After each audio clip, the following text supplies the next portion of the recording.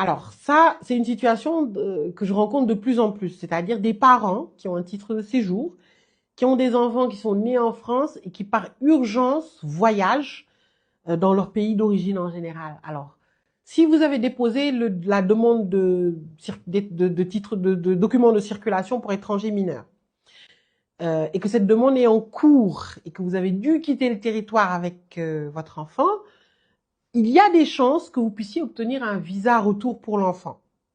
Donc, le visa retour suppose un droit au séjour établi, donc il faut que le niveau soit suffisamment avancé au niveau de la préfecture parce que le consulat va consulter la préfecture pour lui dire, voilà, tel enfant, est-ce qu'il a un droit au séjour en France? Et si la préfecture répond oui, le visa est accordé, donc le visa retour. Si ce n'est qu'au début de la procédure, la préfecture peut dire non, parce que j'ai vu des préfectures qui disent oui, oui, il a bien déposé, mais non, non, il n'a pas de droit au séjour, nous n'avons pas encore statué. Et là, le consulat ne va pas hésiter à refuser le visa, donc il ne faut pas hésiter à faire des recours. Si par contre vous quittez le territoire français, vous avez votre enfant qui est né là-bas et que vous n'avez rien déposé, c'est encore beaucoup plus compliqué.